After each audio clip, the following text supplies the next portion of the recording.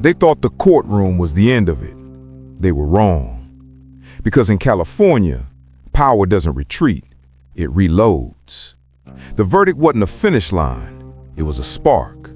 A spark that ignited a war the state didn't want to admit and the angels didn't yet understand.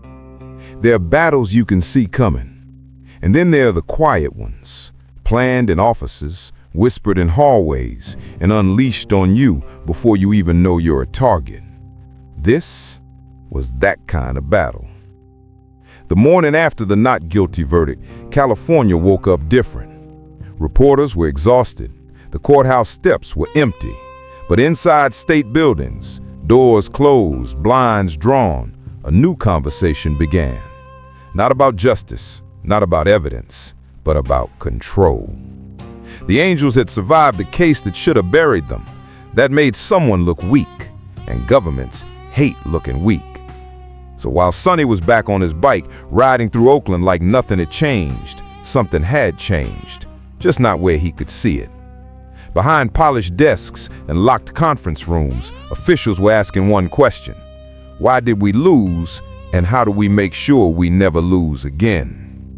And the answer they came up with wasn't build a better case, it was build a bigger enemy.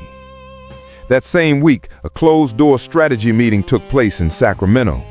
No cameras, no transcripts, just tension. A senior prosecutor spoke first. They walk out not guilty, and the public cheers. We can't let a biker gang look stronger than the state, than a police chief. They're not just riding motorcycles, they're building influence. Then someone from higher up, someone no one dared argue with. If the courtroom won't stop them, California will. From that moment forward, the goal shifted. Not prosecution, not evidence, but pressure. Everywhere at once. You don't win a war by attacking where the enemy is strong. You win by attacking where they're unprepared. And the angels were very unprepared for what came next. It started quietly. More patrol cars near angel hangouts, code enforcement inspections, random stops on highways that had never been policed before. Bars that allowed bikers suddenly got surprise visits. Landlords renting the angels received polite but pointed warnings. Maybe choose a different type of tenant. Nothing illegal, nothing that would make headlines, but everything designed to drain energy, money, and morale. It was a strategy with a name: administrative suffocation. You don't need to arrest someone to crush them.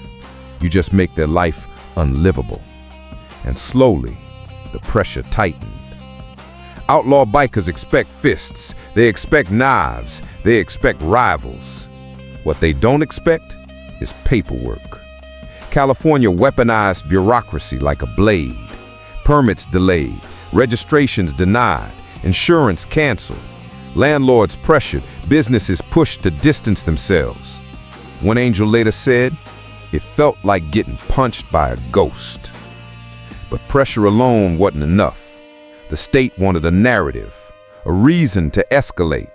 And to get that narrative, they needed chaos. One Friday night, a group of angels took a normal ride through the East Bay. Slow, calm, no trouble, but trouble found them.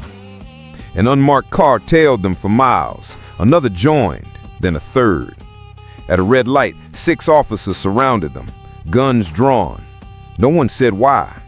One officer shouted, "Hands where we can see them." Another yelled, "Get off the bikes." But the strangest part? No arrests, no citations, no charges.